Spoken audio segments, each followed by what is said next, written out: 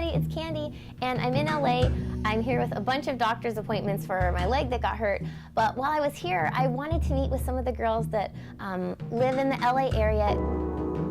I'm Victoria Roken. I'm about to meet Kandee. And Victoria had an amazing story that she emailed to me, so she's coming up from San Diego, and I can't wait to meet her, and maybe you'll be encouraged by her story too.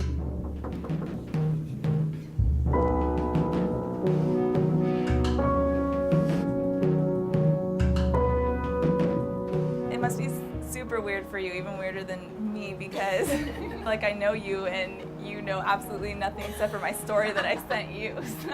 Well, I think it's hard because when people see my videos, like I'm talking to you in the camera, so people are like hearing all about my story and everything. Yeah.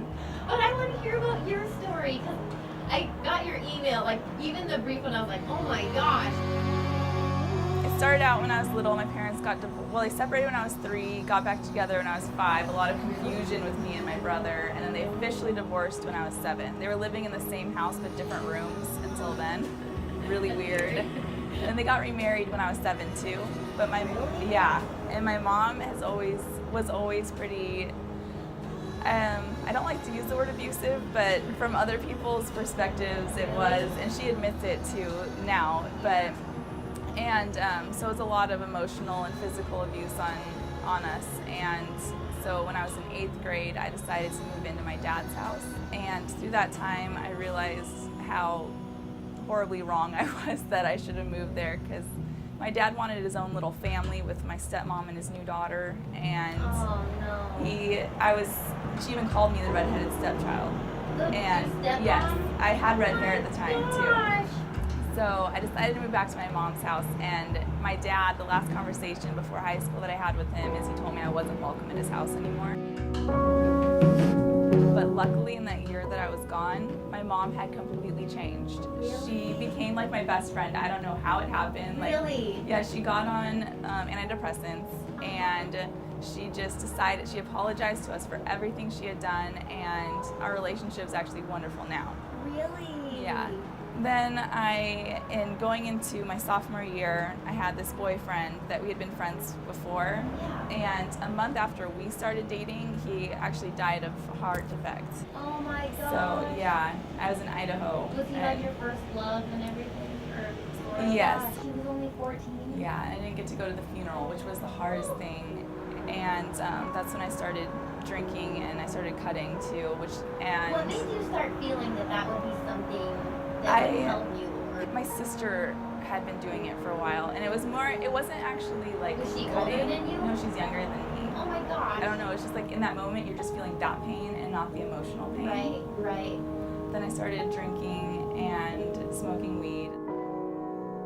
I think it was the next year when I was 16, right after my birthday. I was in like a hippie sort of group, and so we would sleep in parks and stuff.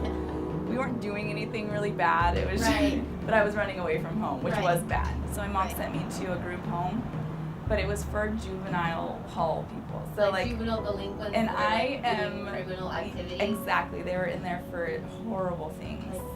A lot of gang-related things. One of them for attempted murder. Oh my gosh. One was for rape. Like, okay, I'm just gonna do this program, I'm gonna get out of it. And I only had 3 days left, and 2 of the guys waited for me in the bathroom, and they attacked me, and they raped me in the bathroom. Oh Yeah. So, sorry, I'm about to cry. I was 16. I had just turned 16. I just told her that they pulled my pants down. That's all I told my mom. And there were so many times that I just was like, why am I even here? Like, is there even a reason? Like, why should I be awake today? And there were just days that I would just say I was sick and stay home from school and just stay in my bed all day. I know that feeling. It's like the most isolated, sad feeling where you're like, I just want to tell somebody and you can help me, and I'm so afraid of what people will think and how they'll judge you because of that, the secret in your heart that's like eating you up. When I was 17 and technically a senior, I was still drinking, and in one of my blacked out phases, my sister and I went down to Mexico, and we brought back a bottle of absinthe, and her and I drank the whole bottle. Oh my gosh. And in that, our neighbor came down, and I didn't know until about a month later that I was pregnant. I didn't even know anything happened. And I don't believe in abortion, and I'm so glad that I don't, because now I have my 2.5-year-old son. But the father is not there. He was 24 and I was 17. And luckily he doesn't want to be in my son's life, and I wouldn't want him to be, but yeah. So then when I was 4 months pregnant, I started dating my husband. We had met a few times at church. So then he was there the whole time, and I got, everything went fine. I had him 3 days before his due date, so that was great. And my husband now was in the delivery room with me. So it was my grandma, my mom, and him on the delivery room with me. I'm like, and they'd been there, they'd had babies, except for my husband, who was actually a virgin at the time. Oh, he was! You were like the Virgin Mary story, but like a little different. It's like the Virgin Father. So 2 months after my son was born, I was still living at my mom's house, and my husband proposed to me. So the next day we went and got married. You did? We didn't tell anybody. Engagement. We didn't tell anybody. You did? So we were still living at our parents' houses and we were married. And then my mom found condoms. Oh no! And I was like, it's okay, Mom, I'm married. So she's like, you guys have to move into your own place because this is ridiculous. So we did, and then we had a wedding a couple months later. So what happened after you got married? He was working 3 jobs at the time to support us, and I was working too. We were both ice skating instructors, and then all of a sudden we lost all of our jobs except for the weddings. So we moved out of our apartment. He joined the Navy, and he left for boot camp. I was still pregnant at the time. He left for boot camp 3 weeks after I had our son. I had a 17-month-old and a 1-month-old. Oh my gosh. And then he tells me that he's going to be doing his A school in Florida. So I'm like, well, if we don't go out there, he's not going to see his son for almost a year. Yeah. While we're there, my husband does his A school thing, and he decides to switch rates. So he switches jobs. So he leaves us there in Florida where we know no one. And I had lost my license because I started having heart problems from my birth control. Your birth control Yeah. gave you heart problems? Yeah, I was on Yaz birth control, and while I was there, I had 2 heart attacks and I had to be on a heart monitor. Oh my gosh. Yeah. So I'm there with just my 2 kids, and like, if something happens to me, like, who's gonna take care of yeah. your kid? Who's gonna help you if you pass out? Like, Yeah. who'd be there to even know?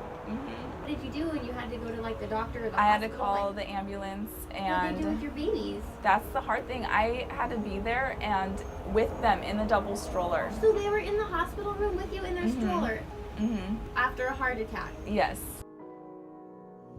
All I had, we didn't have cable or anything, we just had the internet. My little laptop with half my keys missing, because my kids had pulled them all off.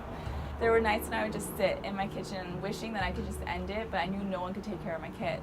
So I'm like, because the pain was just, it was every day I would have chest pain. And then I found your video of your story, and just how joyful you seemed like in your videos. From then on, I just decided, like, I'm just gonna choose to be joyful. Like, there's nothing I can do in this situation. Yeah. I can't do anything different, so why just suffer in it? Yeah.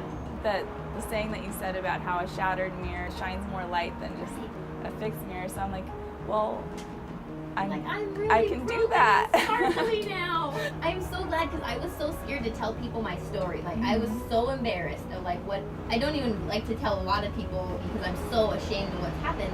But I remember my sister was like, Kandee, you should share your story, because she was like trying to convince. She's like, look at it like rappers, like they tell their stories like to give them like street cred, like and it's okay, and then you like respect them, or you're like, oh, you had a horrible life. And she was like, tell girls what happened to you, and maybe they will have gone through something similar, and they'll know. And I was like, okay.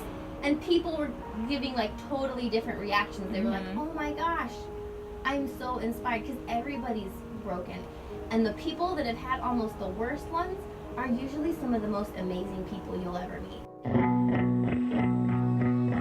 feel like that old time of your life was like some other... Yeah, it feels like I watched it. Yeah. Not like I was there. Like, now I feel the emotions more than back then. Right.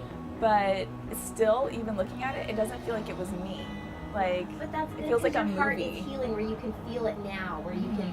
Now you can feel those things like, oh, I'm so sad for her. Like, Exactly. that was me, but what I went through. I really want to be a high school leader just to help the girls, because I Yeah. just feel like with my story, it shouldn't just sit there. Like, Yeah. I need to do something with it to help other people. There's a hidden miracle woven through all the mistakes Exactly. in your life that are going to touch other people. And it's your choice to use it for good. And you're going to be able to help so many girls because you had so many horrible things happen. You could reach girls in like a million different hurting areas. And what's funny is if I met you on the street right now, I'd be like, oh my gosh, she's such a sweet and beautiful girl. And I would just like imagine you had this enchanted life riding ponies when you were little or something. You know? And No, I never had a pony. oh, I'm so happy. Thank you so much for sharing your story, because I know how hard it is. Like, Yeah, well, thank talk you about. for sharing yours too, because I don't know where I'd be right now if I didn't hear it. I want you to know